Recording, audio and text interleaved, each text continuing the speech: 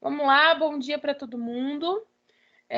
A gente vai conversar hoje sobre um pouquinho sobre direito civil e um pouquinho sobre direito constitucional. A gente vai começar a nossa aula conversando sobre a estrutura de uma petição para cumprimento de sentença. E aí depois a gente vai conversar, então, sobre agravo de instrumento. A gente precisa entender que quando a gente fala de cumprimento de sentença, esse processo, então, ele já passou pela sua fase de conhecimento, né? Nessa fase de conhecimento na qual ele já passou, a gente já identificou as situações de autor, a gente já identificou as situações de réu, a gente já identificou uma sentença que aí foi julgada parcialmente ou totalmente procedente, para que a gente possa chegar nesse cumprimento de sentença. Então, esse processo ele já passou por todas as fases. E aí, quais são as fases processuais, que é o que a gente precisa lembrar, né? A gente tem fase postulatória, a gente tem fase probatória, a gente tem a fase de saneamento, que é uma fase que ela fica aí circulando entre todas as fases. A gente tem uma fase decisória, e aí chegamos nessa fase, passamos pelos recursos e chegamos na fase de cumprimento de sentença. Com a modificação do CPC em 2015, esse processo ele se torna um processo sincrético, né? Então, dentro do mesmo processo, eu tenho todas as fases processuais. Eu não preciso mais pegar essa sentença e fazer um novo processo de execução. Isso só vai existir numa situação de títulos extrajudiciais, né? Então, a gente não precisa mais fazer isso. O que a gente precisa agora é pegar esse título judicial que a gente tem e começar a fase de cumprimento de sentença perante ao mesmo juízo que sentenciou. Então, alguns doutrinadores falam que a gente começa o cumprimento de sentença, outros doutrinadores entendem que é uma fase processual, né? Então, a gente abre uma nova fase para poder fazer esse cumprimento. Independente da nomenclatura que é dado, se é um cumprimento ou se é uma fase, o que a gente precisa entender nessa situação, que o cumprimento de sentença, ele existe única e exclusivamente na intenção de satisfazer aquele direito que foi reconhecido na fase de conhecimento. Então, a nossa única intenção aqui é satisfazer esse direito, é uma satisfação do direito que foi reconhecido lá na fase do processo de conhecimento. Então, é isso que a gente precisa entender. E quando a gente chega no cumprimento de sentença, a gente não está mais discutindo direito material, a gente não está mais discutindo questões de mérito. O que nós estamos discutindo aqui é apenas uma satisfação do direito que foi reconhecido na fase de conhecimento desse processo. Então, quando a gente fala, por exemplo, o conceito de sentença, a gente fala, né, que sentença é tudo aquilo que coloca fim à fase de conhecimento ou à fase de execução. Então, a gente tem uma sentença que colocou fim a uma fase de conhecimento. Se essa sentença ela não for cumprida de forma espontânea, a gente vai precisar, então, abrir aí essa fase de cumprimento de sentença. Então, é isso que a gente precisa entender. Que quando a gente fala de cumprimento de sentença, a gente está começando aí uma nova fase processual, fase essa que a única intenção é satisfazer o direito. Então, na fase de cumprimento de sentença, a gente não vai discutir direito material, a gente não vai discutir culpabilidade, a gente não vai discutir fatos, a gente não vai discutir nada disso. A única discussão que a gente vai ter nesse momento é com relação à satisfação desse direito, né? O cumprimento de sentença, ele é feito aí de forma dentro do mesmo processo, né? Então, vamos supor que eu tenho o processo 01, então eu vou ter o processo 01/01, que aí é o cumprimento de sentença. porque a gente não tem mais a abertura de um novo processo para falar de cumprimento de sentença. Esse cumprimento de sentença, ele vai ser colocado junto do processo principal. Então, o processo principal, na verdade, ele é extinto, porque ele já foi julgado, ele já tem sentença, dessa forma acontece uma extinção, e aí a gente começa esse cumprimento de sentença. Uma coisa que é importante a gente lembrar é que o cumprimento de sentença ele não é um incidente processual, tá? Ele é um cumprimento mesmo, que é se fazer cumprir a parte que foi reconhecida na fase de conhecimento. Então, por esse motivo que nós temos lá o processo principal, e aí com isso a gente começa com o cumprimento de sentença. Então, ele não é um incidente processual.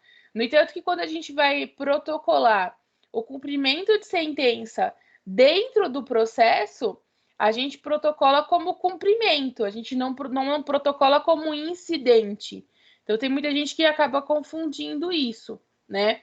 Ele, na verdade, é um cumprimento para se fazer satisfazer essa sentença, mas esse cumprimento, ele vai caminhar junto com o processo principal. Então, a gente tem processo principal, esse processo ele já está arquivado, vamos dizer assim, tendo em vista que a gente já tem uma sentença, e aí a gente começa aqui embaixo com esse cumprimento de sentença única e exclusivamente na intenção de satisfazer aquilo que nos foi dado no processo de conhecimento.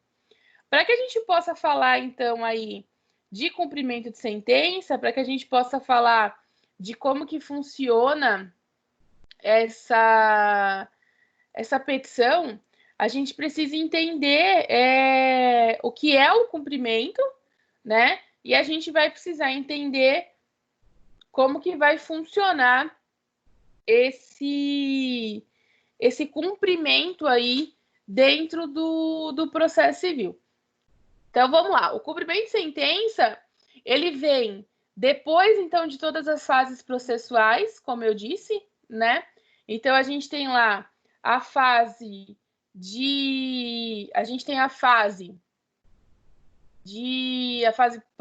postulatória, que a gente chama, que é a primeira fase que a gente tem. Então, a gente tem fase postulatória, tá?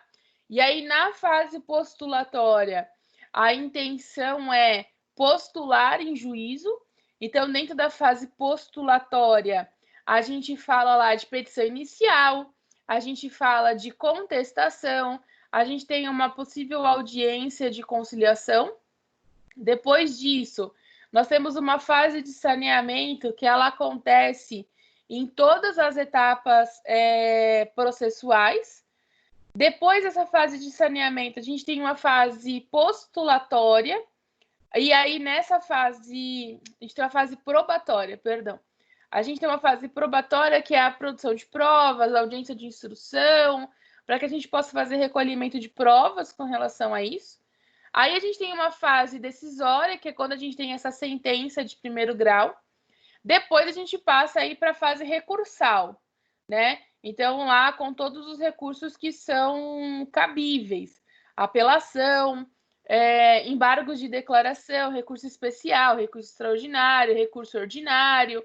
Então, a gente tem lá todos os tipos de agravo que são possíveis de vir a acontecer.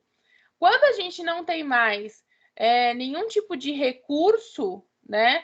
Então, quando a gente verifica que essa sentença ela transitou em julgado, que ela fez coisa julgada, a partir deste momento, a gente começa a falar de cumprimento de sentença.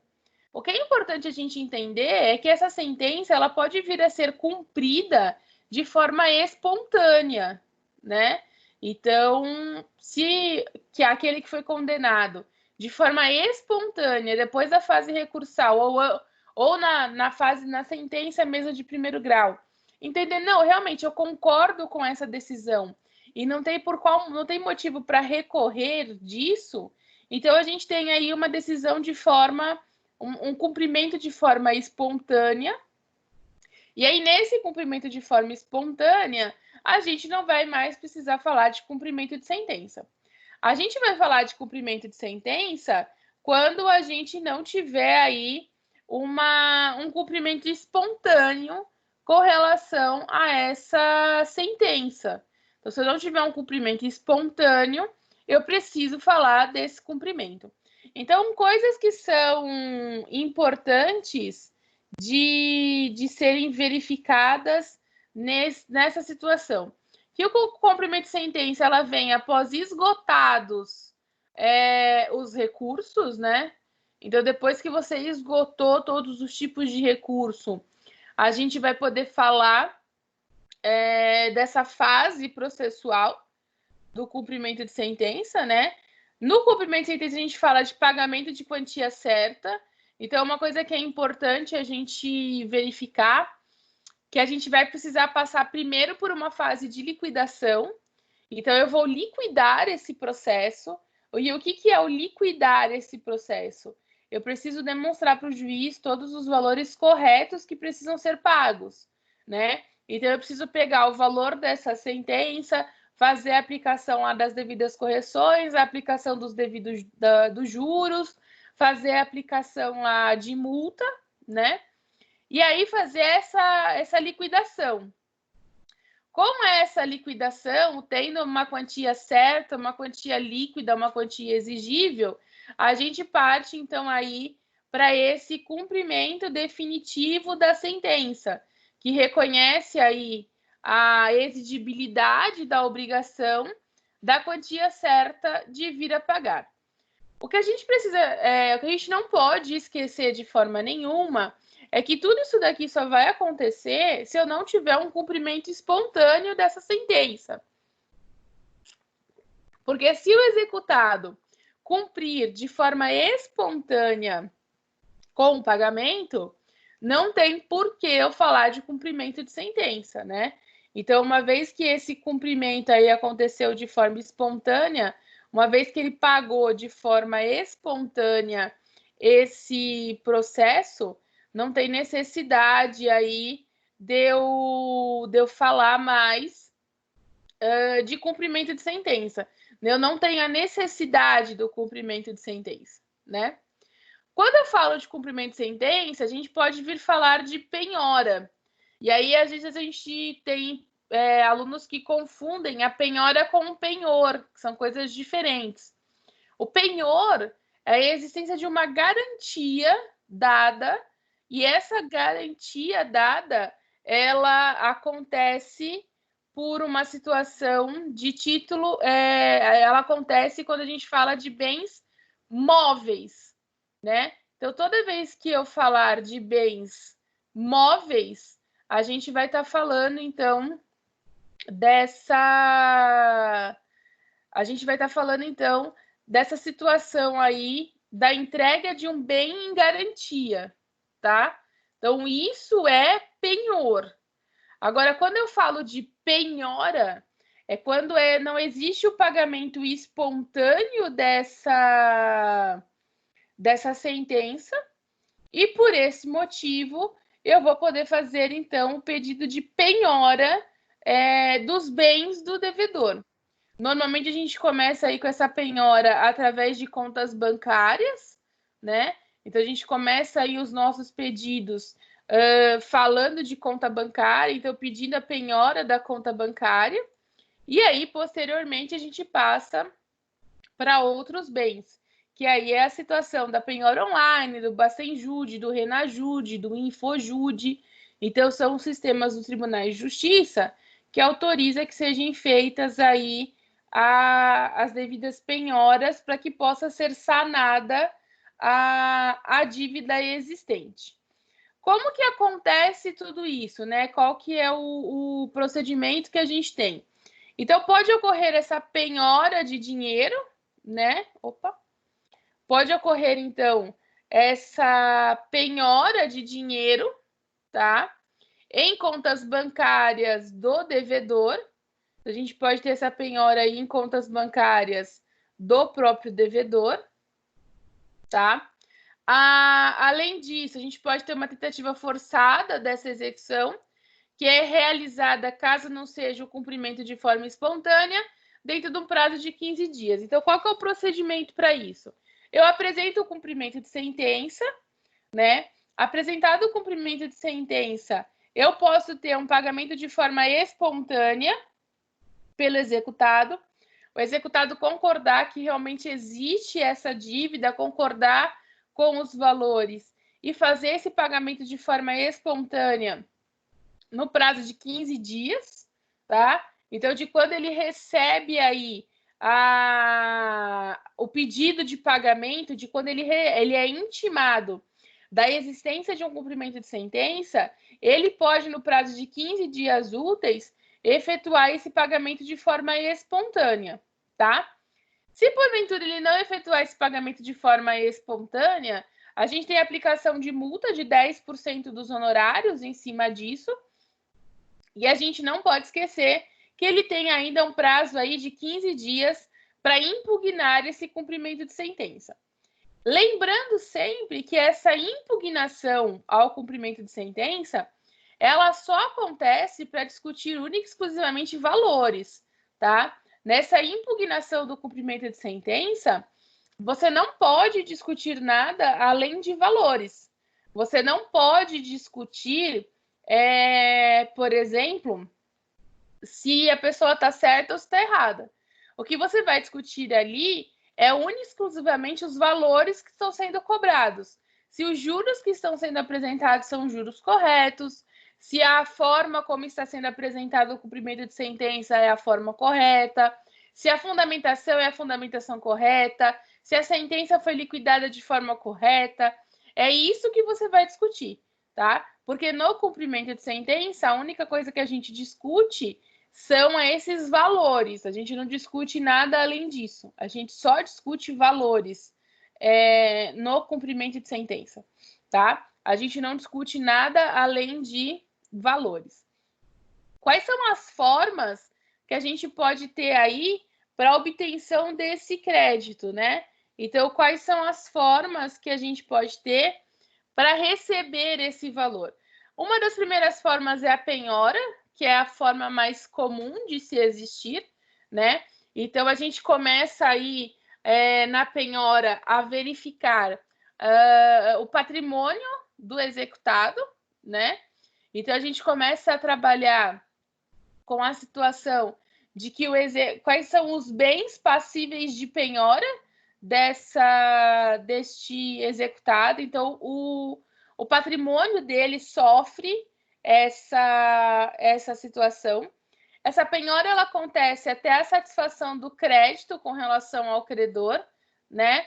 Existe a possibilidade de protesto em cartório atualmente, né? A negativação do nome. Então, o 835 do CPC trouxe essa possibilidade. A gente também tem a possibilidade do arresto. E o que seria o arresto, né? É verificar todos os bens existentes em nome do credor, em nome do executado, para que esses bens, até o valor suficiente da dívida. Então, quando a gente fala em arresto, eu verifico todos os bens dele suficientes para que eu possa fazer a quitação dessa dívida, né? Que é diferente do sequestro, que o sequestro eu falo de um bem exclusivo, né? Então, aquele bem exclusivo quita a dívida existente. No arresto, não. No arresto, eu começo a fazer, então, a busca de qualquer bem que esteja em nome do executado para que possa vir a quitar a dívida. Então, eu tenho aí o protesto no cartório judicial, que é a negativação do nome, né? Tenho essas constrições de valores, que é a penhora, e posso ter também o arresto. A penhora online, ela é a mais famosa atualmente, principalmente nos processos que a gente tem que funcionam pelos meios eletrônicos.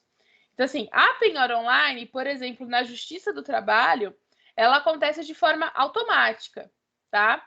Então, existindo aí essa liquidação, automaticamente o juiz já faz o pedido da penhora online, tá?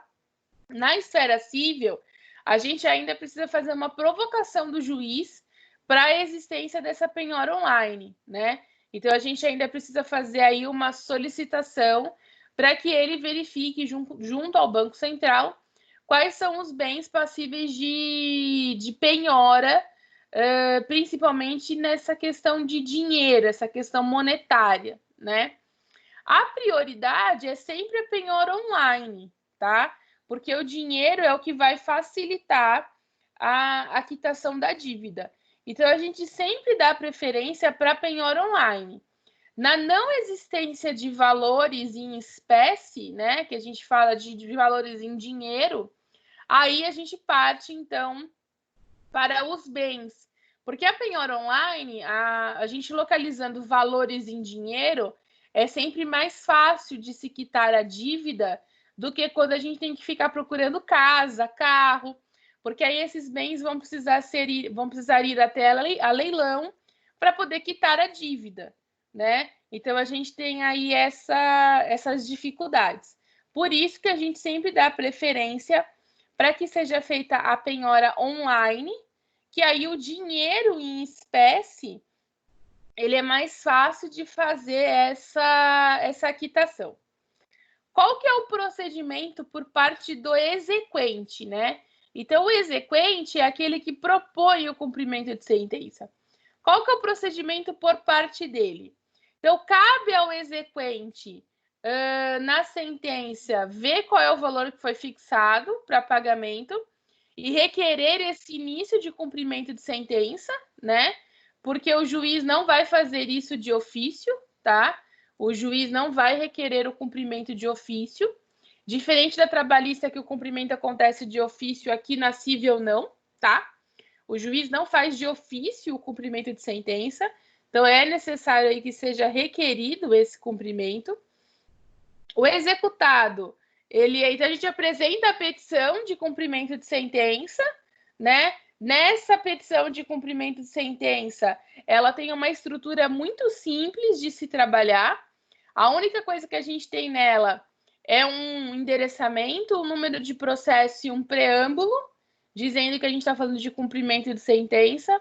Aqui a gente não precisa nem qualificar, a gente vai estar já trabalhando no devidamente qualificado, né? Nós vamos falar lá na parte dos fatos de que nós já chegamos no cumprimento de sentença, de que não foi realizado o pagamento de forma espontânea e que por este motivo nós estamos, então, requerendo o cumprimento de sentença, tá? Então, assim, é uma petição bem simples de ser elaborada. Então, o que a gente precisa constar dessa petição? Primeira coisa, que existe uma sentença, então, por isso que é um cumprimento de sentença. A primeira coisa que a gente precisa constar é a existência de uma sentença, é a existência de um título judicial, porque se a gente estiver falando de título extrajudicial, a gente não fala de cumprimento de sentença, a gente fala de processo de execução. Então, a gente está falando aí de cumprimento porque eu tenho um título judicial. Pedir para que o executado seja intimado para que ele efetue o pagamento, né? E aí que ele efetue esse pagamento no prazo de 15 dias. Uma coisa que é importante a gente observar, né? Que o executado seja intimado a pagar o débito, considerando que pode ser deferida a justiça gratuita ao executado.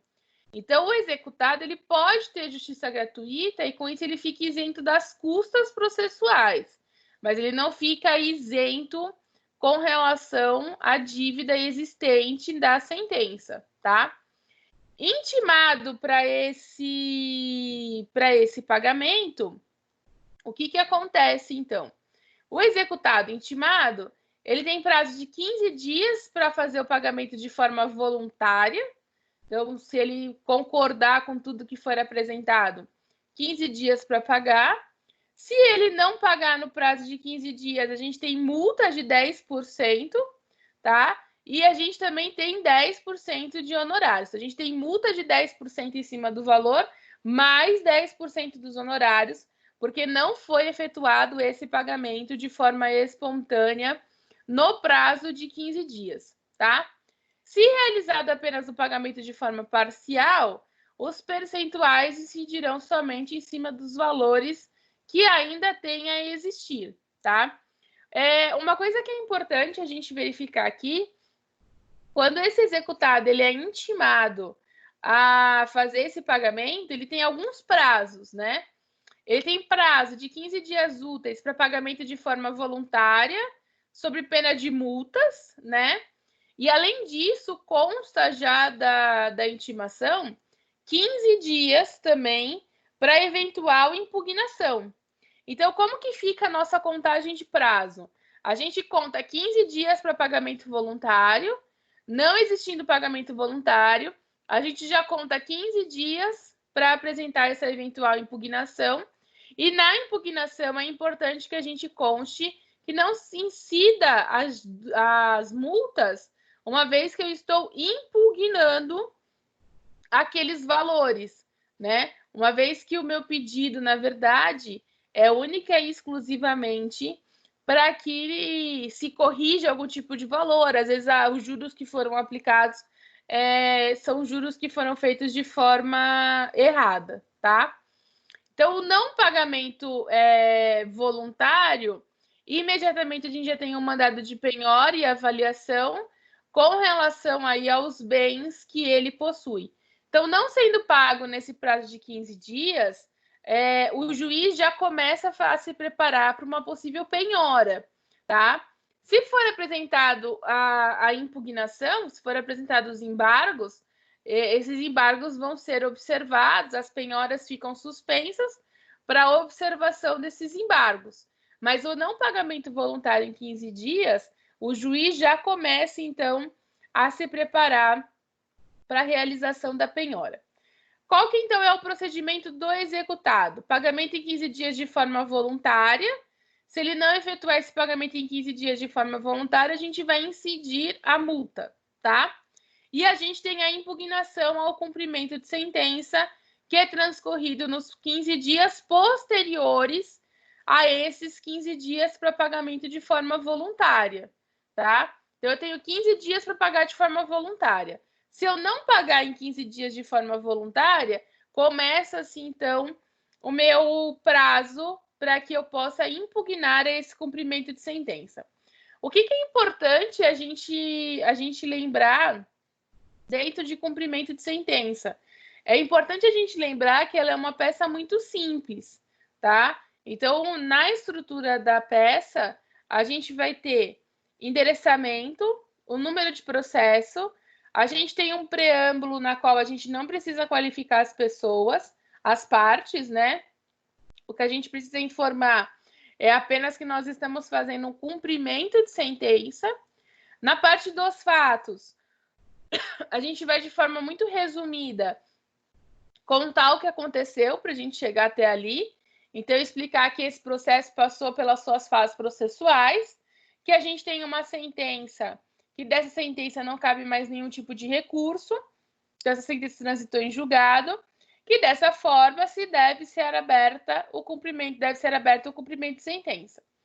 Na parte do direito, explicar a existência de um título executivo judicial, então por isso que é um cumprimento de sentença, apresentar esses valores de forma líquida e de forma certa, né? Então fazer lá as devidas aplicações de correções em cima desses valores, né?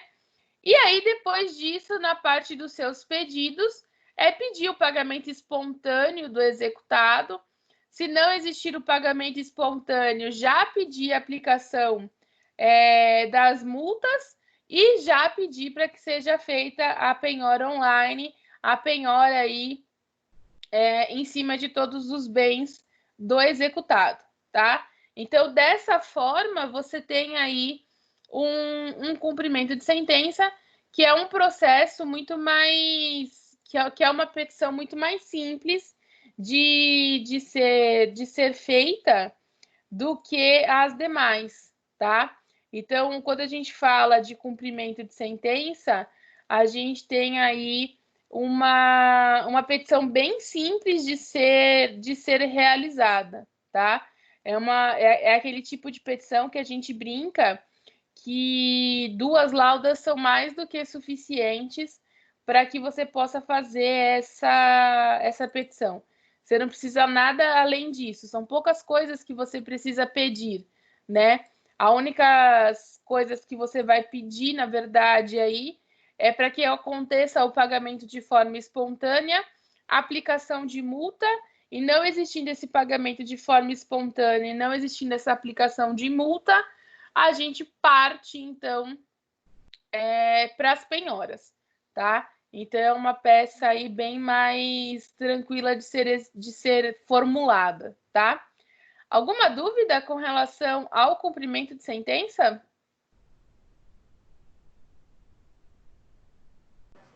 No caso de um recurso do executado, ele corre 15 dias após o vencimento da data para pagamento espontâneo, e como pode ser feita essa contestação?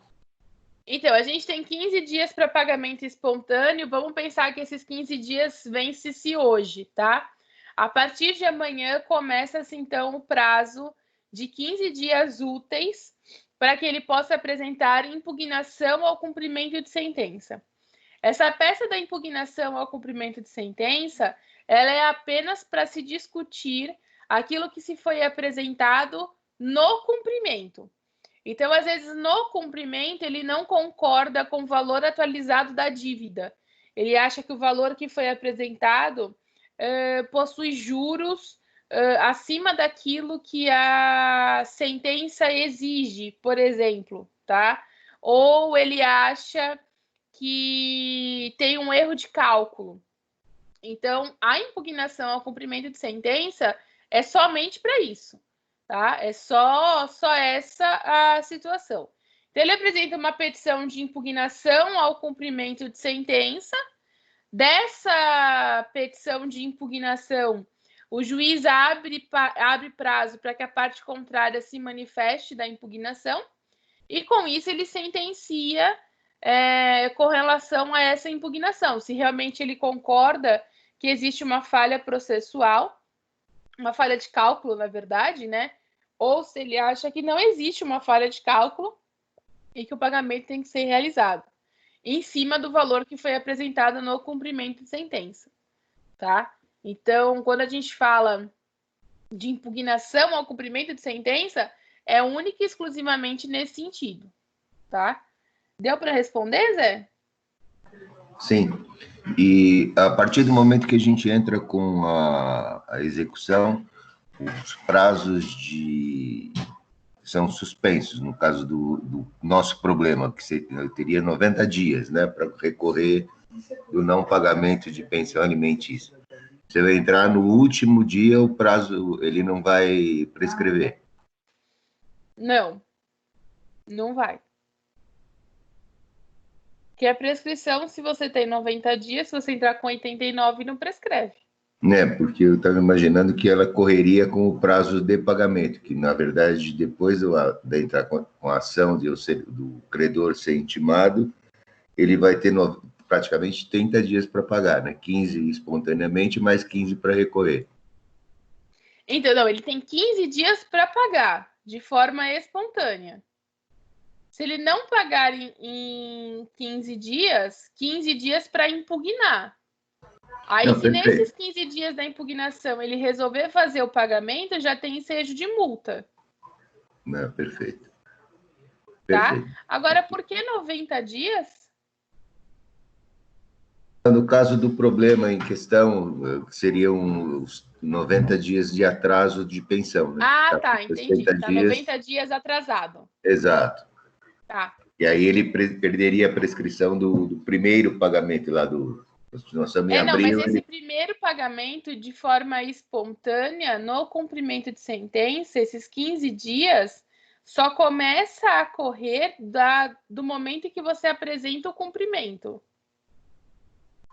Ah, ok. Tá bom? Agora, se ele recebe a sentença e começa a cumprir a sentença, a gente não tem por que falar de cumprimento de sentença. Agora, se ele recebe a sentença e não cumpre a sentença, dessa forma, o que acontece?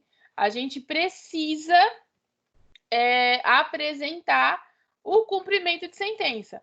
Aí, apresentando o cumprimento de sentença, ele tem 15 dias para pagar, de forma espontânea, sem aplicação de multa. Se ele não pagar no prazo de 15 dias, então, com isso, ele tem aplicação de multa nos próximos 15 dias, que é o prazo da impugnação. Então, esses 90 dias que ele já está em atraso, o que a gente tem que fazer? A gente tem que fazer correção em cima desses 90 dias para transformar isso num valor líquido certo para fazer o cumprimento de sentença. Ok. Tudo bem? Beleza. Mais alguma dúvida? Tenho. No caso, a gente pede um cumprimento de sentença porque já foi uma ação transitada em julgado, né? Quando você entra com cumprimento de sentença, é uma ação própria, certo? A gente não fala que é uma ação própria, a gente fala que é uma fase processual. Tá, então ela entra como um apenso do original? Não, a gente também não fala de apenso do original, porque o que vem de apenso do original, por exemplo, é uma litispendência, um processo que exista conexão. Então, aí a gente tem apensos, né? O cumprimento é o começo de uma nova fase processual que deve ser apresentada dentro do próprio processo. A gente não entende mais que o cumprimento de sentença é um novo processo, nem é um apenso. É uma fase processual como qualquer outra. É que o site do Tribunal de Justiça faz a divisão. O site do Tribunal de Justiça divide, né? Quando você olha esse cumprimento de sentença dentro do ESAGE, você tem o processo lá principal e você tem o cumprimento de sentença, mas não é um apenso. É porque quando chega lá para mim, por exemplo, acontece muito um cumprimento de sentença dos honorários, né? Ele vem dentro do processo, eles desarquivam o processo, não é isso? Isso. E se aí, o processo já estiver arquivado. Ah, tá. Então, quando você for distribuir, na verdade, você vai só pedir o desarquivamento desse processo e o tribunal mesmo já dá continuidade, porque você... como que você faz para colocar... Desculpa, tô rouca. Para colocar nos autos a sua petição, você tem que pedir para desarquivar. Se o processo estiver arquivado, você tem que pedir o desarquivamento. Se o processo não estiver arquivado, você vai apresentar o cumprimento de sentença. Nessa apresentação do cumprimento de sentença, no próprio site do ESAGE, para nós advogados, a gente tem lá o campo para preencher, informando que é um cumprimento de sentença do processo XYZ. Ah, tá. E aí, então, esse cumprimento de sentença corre junto. Tá. Aí o próprio... então, é tudo eletrônico. Você entra lá no próprio processo, você já pede o desarquivamento e acosta os documentos. Se o processo estiver arquivado. Se o processo não estiver arquivado, não tem o que se falar em desarquivamento. Simplesmente a apresentação do cumprimento de sentença. Tá bom? Beleza. No caso dos alimentos com 90 dias, eu posso entrar, ao invés de penhora, com a prisão, né? Civil. Você pode entrar com o cumprimento de sentença e, no cumprimento de sentença, pedir a prisão. Então, mas aí o procedimento de penhora é diferenciado, né? Penhora e prisão são duas coisas diferentes. São dois. Você pode pedir a penhora e, se caso não seja localizado nenhum tipo de bem passível de penhora, você pode pedir que seja feita a prisão. Porque já aconteceu lá de chegar o processo e, como são dois procedimentos diferentes, né? Você pede a penhora pelo valor total da dívida ou a prisão pelos 3 últimos. E são dois... Porque, na verdade, essa questão dos 3 últimos é um mito. O que o Código de Processo Civil diz é o seguinte: o não pagamento de 1 mês já enseja prisão. É que existe uma questão costumeira de se dizer da necessidade do não pagamento de 3 meses, né? Mas o não pagamento de 1 mês já pode ensejar a prisão. Agora, no seu pedido, você pode pedir para que seja feita por uma questão de economia processual, você pode exigir, olha, se não for localizado bens passíveis de penhora, então que seja realizada a prisão do executado, no caso da pensão alimentícia. Então, é isso que tá gerando uma dúvida na minha cabeça, porque, assim, quando você pede a penhora, é um artigo X. Esse artigo, você pode pedir pelo valor total da dívida. O cara deve 2 anos, né? Só que para você entrar, aí beleza, você entra com esse cumprimento. Mas, quando é pela prisão, você entra pelos recentes. Tudo bem, convencionalmente pelos 3 últimos meses, mas pelo último mês já dá para entrar. Mas aí a prisão, você não pode reivindicar o que teve para trás. Quando você faz o seu pedido de prisão, você fala dos 3 últimos meses. O restante que já está lá em aberto, ele vai ser penhorado. Ele pode ser preso pelos 3 últimos e penhora pelo outro. Então, mas o tribunal não aceita, só aceita o seguinte: se você for pedir o valor total, é penhora. Se você for pedir os últimos meses, é prisão. São artigos diferentes. O tribunal entende desse jeito. Diferentes que você pode trabalhar na mesma petição. Desculpa. São artigos diferentes que você pode trabalhar na mesma petição. Mas o MP geralmente não aceita. Se o MP vai aceitar ou não é uma outra situação, Luciana. É por isso que eu estou falando, que para mim era bem dividido por isso, porque o MP não aceita, o juiz aceita o que o MP determina, né, que opina, e manda o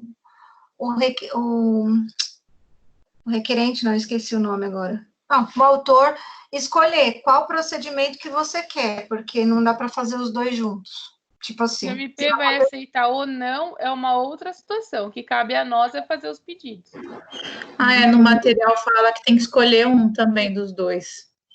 E cabe a nós é fazer os pedidos.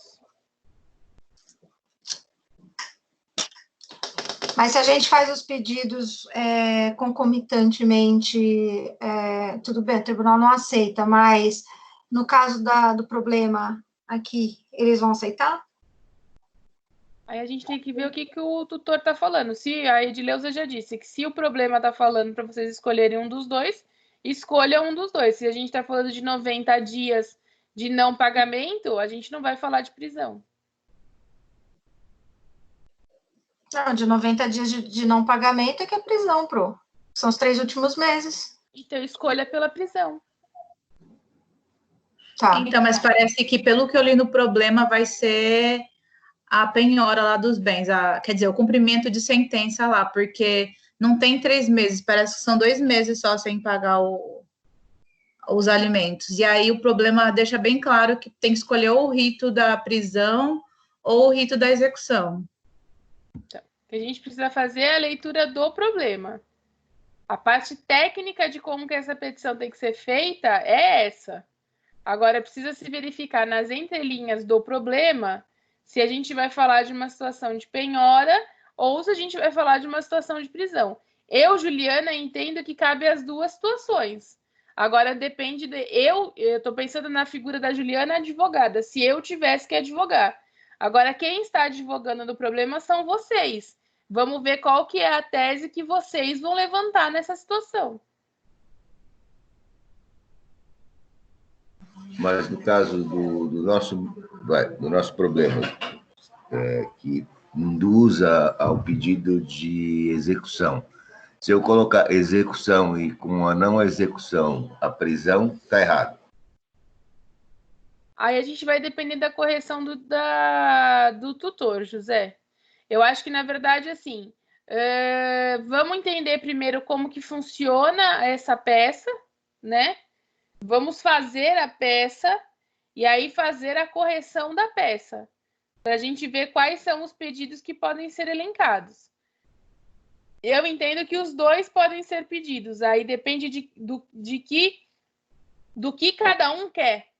se um quer o pedido de prisão ou se o outro quer o pedido de penhora. Entendeu? Então, aí vai depender de como você está fundamentando esse seu pedido. Ok, mas eu posso errar por excesso, no caso. Eu pedi prisão, pedir execução e prisão. Sim, por isso que é importante você fazer o peticionamento antes, porque se precisar fazer algum tipo de correção, você ainda tem prazo para isso. Perfeito. Tá bom? Bem, então a gente falou de cumprimento de sentença, e aí agora a gente vai falar de agravo de instrumento. Então, vamos lá. Quando a gente fala de agravo de instrumento, o que a gente precisa lembrar na figura do agravo de instrumento, né? Que ele consta do rol dos recursos, tá? Então, ele é considerado um recurso. O agravo de instrumento, ele é para decisões interlocutórias proferidas em primeiro grau, com base num rol taxativo no artigo 1015, tá?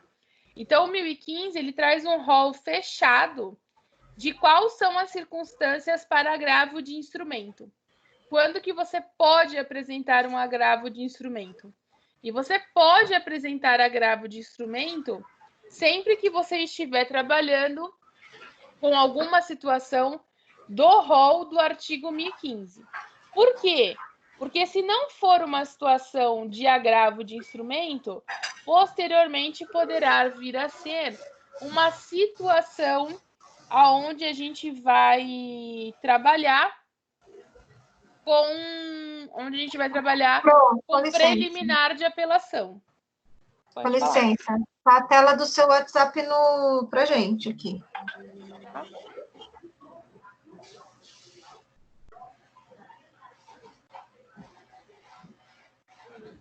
E agora? Agora tá o JA só e tem o Zé tá com o microfone ligado.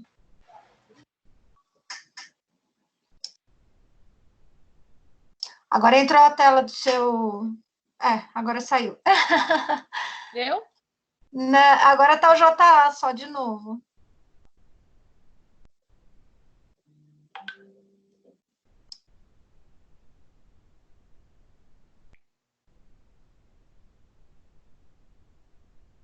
Apareceu o PowerPoint?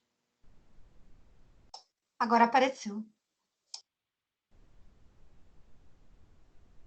Então, quando a gente fala de agravo de instrumento, a gente está falando, então, desse artigo do 1015, que a gente está falando aí de um rol taxativo, né?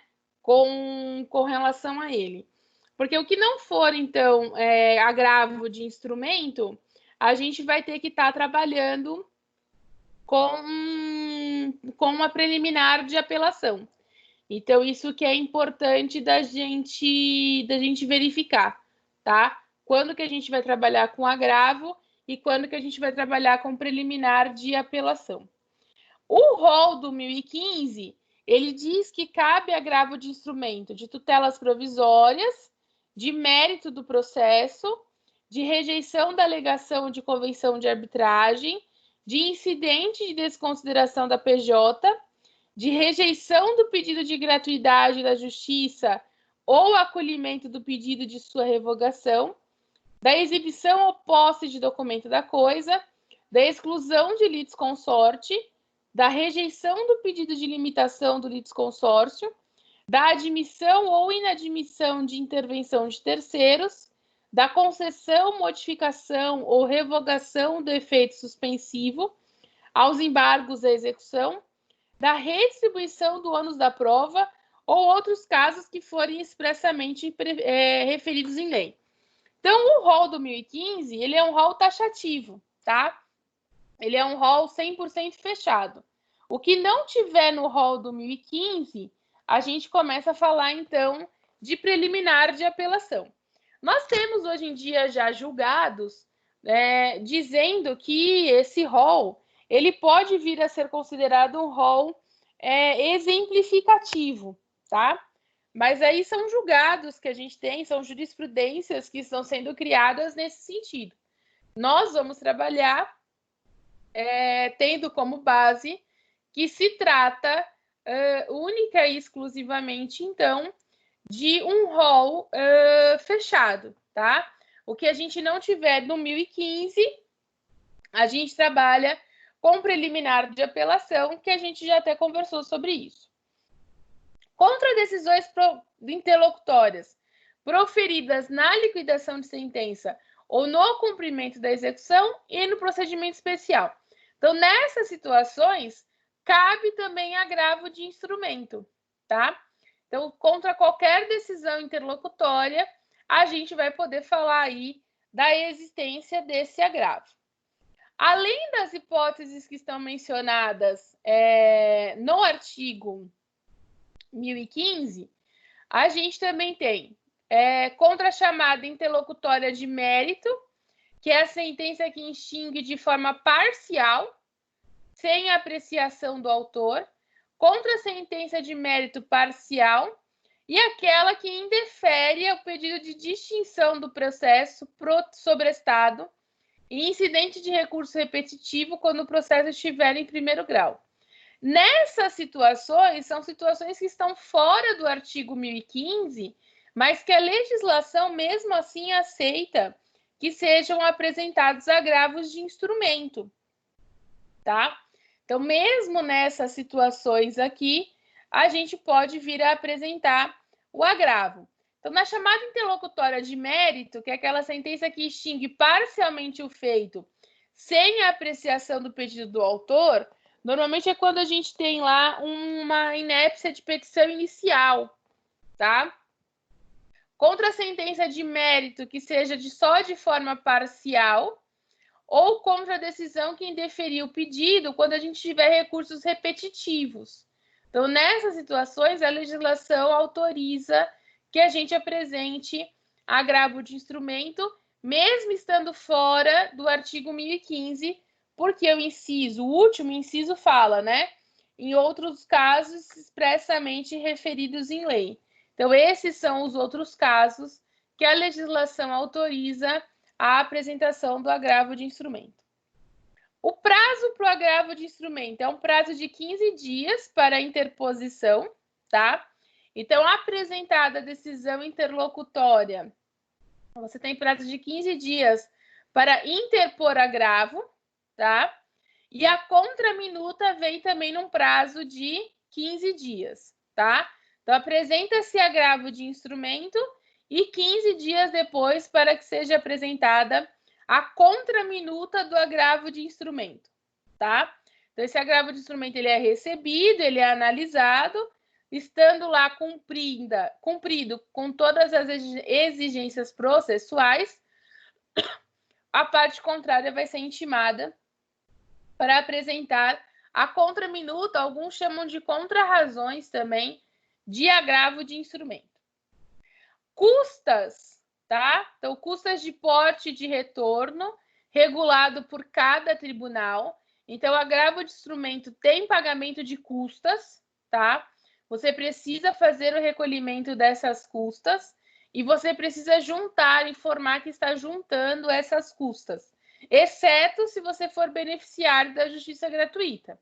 Se você for beneficiário da justiça gratuita, aí a gente não vai precisar falar de recolhimento de custas processuais, tá? Aí não tem necessidade. Caso contrário, tem que fazer o recolhimento dessas custas.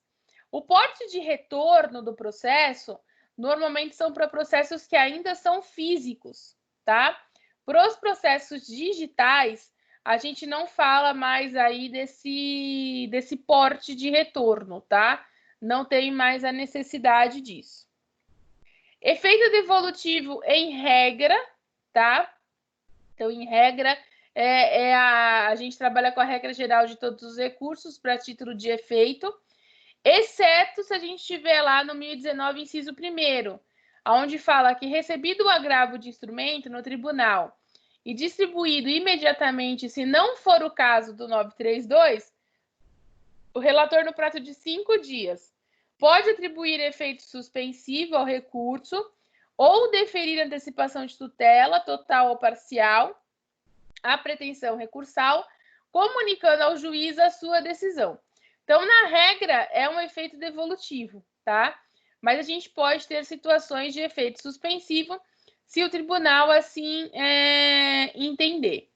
Para que a gente possa ter essa modificação de efeito, é importante que se tenha os requisitos da tutela provisória, uma boa fundamentação e a existência de um perigo de demora, tá? Então, a gente pode ter dentro do próprio agravo um pedido de tutela para que esse efeito seja modificado, porque caso esse efeito não seja modificado, a gente tem um risco de demora com relação a esse processo.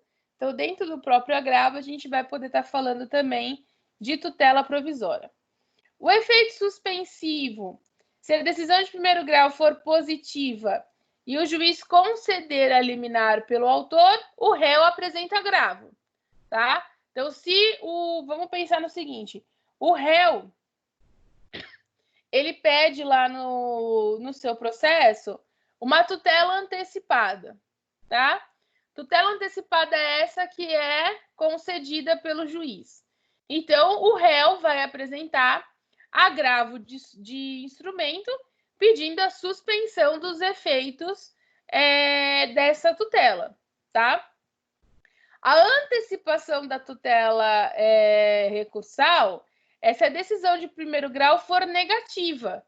Então, se o juiz nega para o autor o seu pedido de tutela, ele também vai apresentar agravo de instrumento, só que aí o agravo de instrumento dele vai ser no sentido de que aquela tutela tem de ser deferida. Então, vamos pensar que a gente está pedindo uma tutela a título de medicamentos, né? Se a minha tutela for deferida, automaticamente o convênio vai vir com agravo de instrumento, dizendo que ele não vai cobrir o uso daquele medicamento. Agora, se a minha tutela for deferida, se a minha tutela for indeferida, automaticamente o autor vai apresentar agravo de instrumento, dizendo da necessidade da concessão daquela tutela. Então, o agravo de instrumento ele pode ser pedido por ambos os lados, tudo vai depender da fundamentação processual para que esse agravo seja cumprido, tá? Então, a gente precisa ver de que lado que a gente está apresentando o nosso agravo de instrumento. A interposição do agravo, isso é uma coisa muito importante, ela é feita diretamente ao tribunal, tá? Então, o agravo ele é apresentado diretamente ao juízo ad quem. Ele não vai passar pelo juízo ACO, tá? Ele é apresentado diretamente ao juízo ad quem. O agravo será dirigido diretamente ao tribunal competente, tendo lá a sua peça, dentro da sua peça, o nome das partes, a exposição dos fatos, as razões que levam a esse pedido de reforma. E uma coisa que é importante é o nome e o endereço completo dos advogados constantes do processo, para que a parte contrária possa ser intimada a apresentar as suas contrarrazões. Porque como essa peça ela é interposta diretamente ao tribunal, o tribunal não tem conhecimento ainda de quem são os advogados, né? Entre aspas, o agravo de instrumento ele é uma petição inicial para o tribunal. Entre aspas, é assim que ele funciona. Então, por esse motivo, né, que a gente precisa fazer essa qualificação das partes, tá? Então, aqui eu trouxe o exemplo de um agravo na prática, né? Um agravo que foi feito aí num processo real. Então, nós tínhamos aqui o endereçamento, porque era para o Tribunal de Justiça de São Paulo, tá? Que a gente estava apresentando agravo de instrumento com pedido de tutela antecipada, porque a tutela tinha sido negada na nossa ação de obrigação de fazer. Então, a tutela foi negada lá. Então, por esse motivo, eu estava pedindo uma antecipação de tutela recursal no agravo de instrumento, tá? no meu pedido no meu pedido do processo principal, que era uma ação ordinária de obrigação de fazer, a tutela foi negada. E eu estava pelo autor. Então, eu apresentei agravo de instrumento pelo autor, pedindo a antecipação dessa tutela, né? E pedindo essa antecipação de forma imediata, porque eu não tinha condições de aguardar o processo todo ser cumprido para que eu pudesse falar, então, dessa tutela, tá? Então, nesse caso aqui, é uma tutela negada ao autor e o autor apresenta o agravo de instrumento. O agravo de instrumento, ele tem esse nome justamente porque a gente apresenta um instrumento, tá? Então, por isso que ele tem esse nome. E o que é esse instrumento que a gente apresenta? São as peças obrigatórias e as peças facultativas, tá? Então, nas peças obrigatórias, a gente tem que mandar petição inicial, contestação, a decisão agravada, a própria decisão agravada, a certidão da intimação para contagem de prazo do tribunal para verificar se o seu agravo ele é tempestivo, as procurações que foram outorgadas ao agravante e ao agravado. Por que a gente junta as procurações? Para que a parte contrária possa ser intimada para apresentação de contrarrazões, tá? A declaração de inexistência de qualquer desses documentos pode vir aí a ensejar a responsabilidade pessoal do advogado pela não juntada e peças facultativas, peças que o advogado ache que é importante. Na vida prática, a gente acaba juntando o processo todo, né? Para a gente não correr esse risco de esquecer algum documento que se julgue importante, a gente acaba juntando o processo inteiro para não ter esse risco, tá? Mas, na verdade, as peças necessárias são essas. Observar o seguinte, aqui eles pedem para juntar contestação, mas se porventura a parte contrária ainda não foi citada, a gente não tem contestação para juntar. Então, a gente tem que informar na nossa peça que não estamos juntando contestação, uma vez que a parte contrária ainda não apresentou contestação, às vezes está no prazo de apresentar contestação. Então, por esse motivo, essa contestação, ela não está sendo juntada, tá?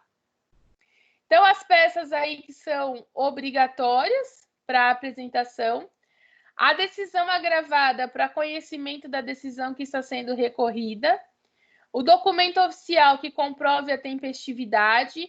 Então, aqui você pode mandar a publicação, tá, do Diário Oficial, a procuração dos advogados, tanto do agravante quanto do agravado, para que a parte contrária possa ser intimada aí para apresentar a sua resposta, tá? Como que fica essas peças dentro da petição? Então, a gente tem lá o preâmbulo, e normalmente depois do preâmbulo a gente fala dessas peças obrigatórias e facultativas, né? Então, a gente fala que a gente está juntando procuração, petição, decisão interlocutória recorrida, a contestação, a certidão da intimação do recorrente, e aqui as peças que são facultativas, né? Nesse processo aqui, a gente também estava juntando o contrato social da empresa, data da prova de nascimento da criança, contrato de locação. Então, aqui são peças que os advogados julgaram que eram necessárias serem juntadas, tá? Mas aqui a gente não pode esquecer das peças que são obrigatórias, que o CPC exige essa juntada, tá? Depois disso, a gente entra na minuta do agravo de instrumento. A minuta do agravo de instrumento, ela lembra muito as características de uma apelação, tá? Então, a gente tem lá os agravantes, agravado, qual que é o número do processo e a origem dele, as nossas saudações ao tribunal, tá? E aí a gente tem exposição de fatos e as razões que levam ao pedido da reforma ou da invalidação do pedido. Por qual motivo eu preciso da reforma dessa decisão interlocutória, né? E quais são as razões que me levam a essa decisão. O juiz de origem, aonde esse processo ele tramita, tá? Ele não tem ciência dessa interposição de agravo. Então, por exemplo, se é uma decisão que ela aconteceu na primeira vara civil da família de São Bernardo, quando eu apresento agravo de instrumento, esse agravo de instrumento ele é apresentado diretamente ao tribunal. Então, dessa forma, o juízo de primeira instância, ele não tem ciência da apresentação desse agravo, tá? Por isso que o advogado precisa fazer a juntada desse agravo no processo principal. E aqui a gente tem duas situações, né? No processo eletrônico, essa juntada ela é opcional. Então, se o seu processo é eletrônico e você apresenta agravo de instrumento, é opcional a você querer ou não informar o juiz que você apresentou o agravo, tá? Se o seu processo for físico, você tem prazo de 3 dias, aí não é facultativo, é obrigatório, para informar ao juiz a existência do agravo. Na vida prática, o que nós advogados fazemos? Mesmo que o processo seja eletrônico, a gente informa da existência do agravo, então a gente junta no processo a petição de agravo, o protocolo de que o agravo foi realizado, os documentos que foram juntados e damos ciência ao juiz, o ACO, da existência deste agravo, tá? Dando ainda para ele a oportunidade de talvez ele se retratar. Se ele achar a necessidade de retratação, ele pode apresentar retratação. Olha, tendo em vista o agravo que você apresentou, levando em consideração o que você disse no agravo, eu vou me retratar da minha decisão. E aí, dessa forma, o agravo perde o seu objeto, tá? Então, é por esse motivo, normalmente, que a gente informa da existência de um agravo, mesmo no processo sendo eletrônico, tá? Então, é costume aí que a gente apresente esse agravo, informe ao juiz o ACO que nós apresentamos agravo de instrumento, mesmo no processo sendo eletrônico, tá? Isso se transformou num costume aí na advocacia.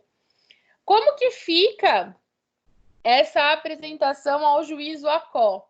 A gente tem uma peça super simples, né? Informando que foi apresentado agravo de instrumento, tá? Bem como as peças necessárias. Então, a gente informa para o juiz que a gente apresentou agravo de instrumento com a petição inicial, com as procurações, com os documentos, com a decisão agravada, com a certidão da decisão agravada, com a guia do preparo. E aqui eu coloquei como que fica no site do tribunal, né? Então, no site do tribunal fica lá, petição de juntada do agravo. Então, aqui a gente junta o agravo de instrumento ao juízo ACO e todos os documentos que foram juntados, tá? Então, a gente tem esse costume, mesmo no processo sendo eletrônico, de fazer essa juntada do agravo de instrumento, tá? De informar que esse agravo foi juntado, tá? Depois disso, aqui, né, então, os autos não sendo eletrônicos, fica essa questão aí do prazo para essa juntada, né? No processo físico, se você não junta o agravo de instrumento, se você não fala, importa na inadmissibilidade do agravo. Então, no processo físico, você é obrigado a informar no prazo de 3 dias que você juntou agravo. No processo digital, não, tá? No processo digital, acaba sendo aí mais uma situação facultativa, vamos dizer assim, tá? De informar com relação a essa juntada, tá? Quando o juiz de origem recebe a informação de que você agravou, ele pode reconsiderar a decisão agravada, tá? E aí o objeto perde o seu instrumento, o agravo perde o seu instrumento. Então, o juiz de primeiro grau ele pode reconsiderar a decisão. Se ele reconsiderar a decisão, o agravo fica prejudicado, e aí o agravo sendo prejudicado, ele deixa de existir, a gente informa ao tribunal de que o juiz de primeiro grau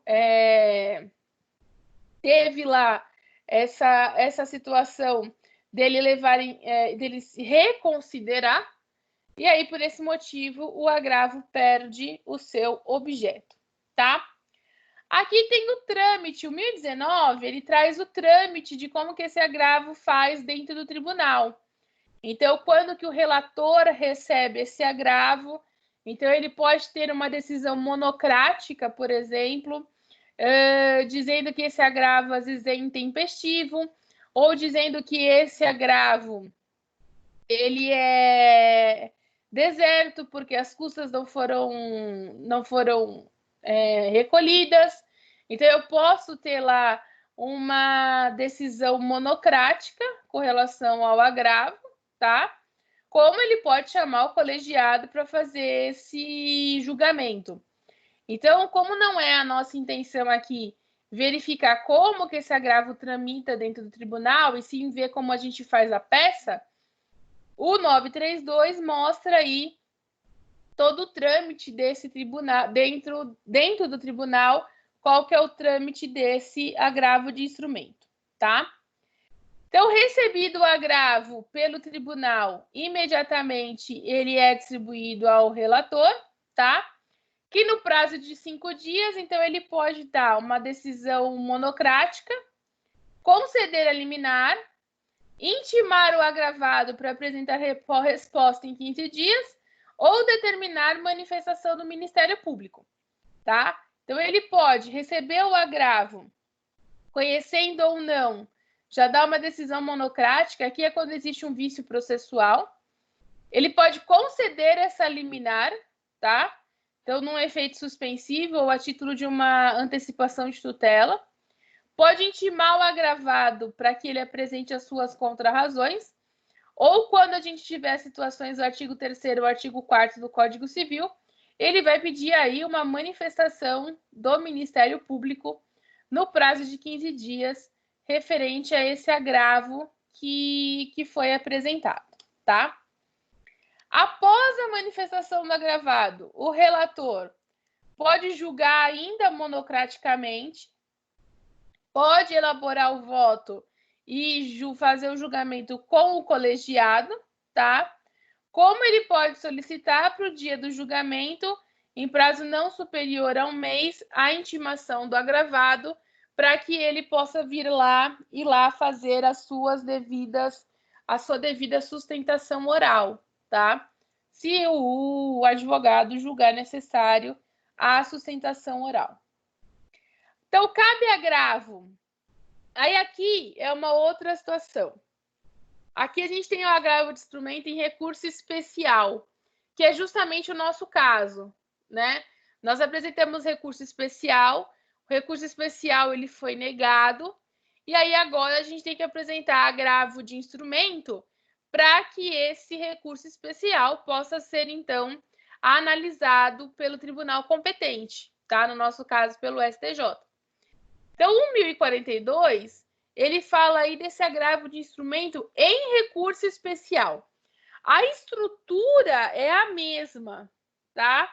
Só que a gente vai estar falando de recurso especial. Então, cabe agravo contra a decisão do presidente ou vice do tribunal recorrido, que inadmitir o recurso extraordinário ou especial, salvo quando fundada na aplicação de entendimento firmado em regime de repercussão geral ou em julgamento de recursos repetitivos. Nessa situação, a gente pode falar de agravo de instrumento em recurso especial, que é o que a gente vai ter que fazer, tá? Para isso, a gente precisa observar a estrutura desse agravo.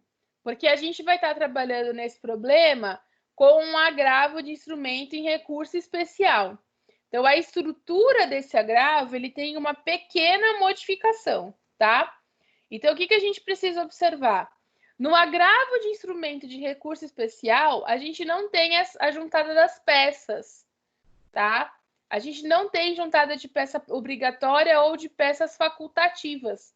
Nós não precisamos fazer essa juntada, tá? Por que a gente não precisa fazer essa juntada? Porque o processo já está com o tribunal. Então, o tribunal já tem todas as peças. Então, por esse motivo, a gente não vai precisar falar de juntada de peças obrigatórias ou facultativas. Como que fica, então, essa interposição? Importante fazer a qualificação, tá? Normal. Então, aquilo que eu disse, é importante a gente qualificar principalmente o advogado. A gente vai estar falando de agravo de instrumento. Pode ser só agravo de instrumento, como pode ser agravo de instrumento em recurso especial, tá bom? Não tem problema. Nós não temos, eu deixei aqui de propósito, nós não temos juntadas de peças obrigatórias e facultativas. Não existe essa juntada quando a gente fala em agravo em recurso especial, tá bom? Não existe a necessidade dessas juntadas, tá? E aí, informar que você, se você é ou não beneficiário da justiça gratuita. No caso do problema, como é uma ação popular, já existe essa imunidade automaticamente, né? Então, informar da existência dessa imunidade por ser uma situação de ação popular. Então, já informar que existe essa imunidade e pedir para que esse agravo seja recebido, tá? Então, dentro das razões recursais, aquilo que a gente já vem fazendo sempre, né? Agravante, agravado, processo e as saudações. Fatos, um resumo dos fatos, tá? Então, dizer lá, na verdade, nos seus fatos, você vai pedir, você vai explicar que você apresentou recurso especial, que o recurso especial fere o artigo 11 da Lei da Ação Popular, então que por esse motivo existe a necessidade desse recurso especial, existe a necessidade desse recurso especial ser analisado. Então, por esse motivo, a apresentação do agravo, tá? Verificar se precisa ou não de um pedido de antecipação de tutela. Aí, na verdade, é mais uma questão de análise do problema.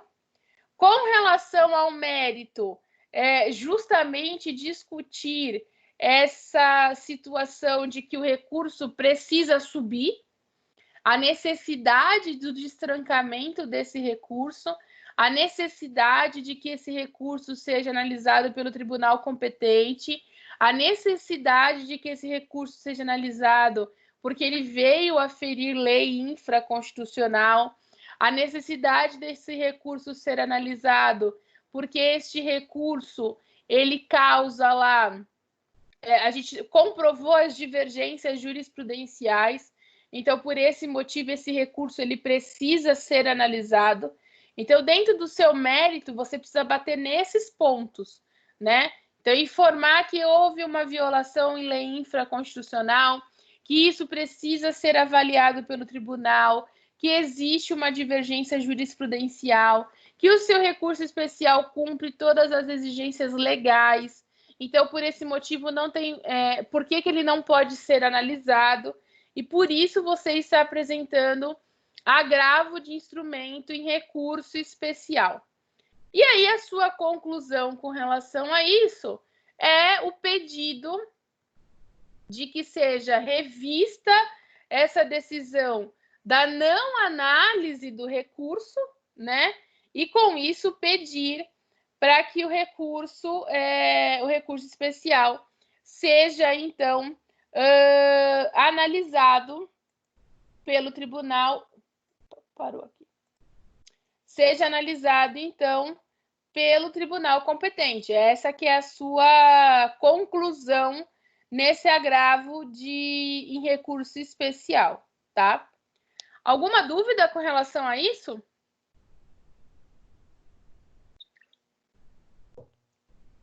O recurso especial é uma peça extremamente técnica. Não adianta a gente dizer que não. Pode falar, Zé. Não, você ia falar que não tinha dúvida, tá tudo bem. Tá. Ele é uma peça um tanto quanto técnica, porque você precisa bater nesses pontos do por que meu recurso não foi aceito, se o meu recurso cumpre com todos os requisitos que foram exigidos pela legislação, né? Então, é nesse sentido aí que você precisa bater no seu recurso especial, no seu agravo em recurso especial, né? É esse o sentido da discussão, tá? Tudo bem com relação a isso?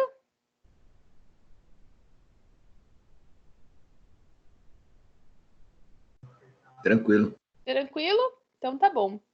Então eu desejo para vocês um bom almoço de segunda-feira, porque a gente se encontra amanhã, né? Na aula de processo de trabalho. Eu desejo para vocês um bom almoço de segunda-feira e a gente se vê amanhã, tá bom? Um beijo para vocês. Ok, até mais.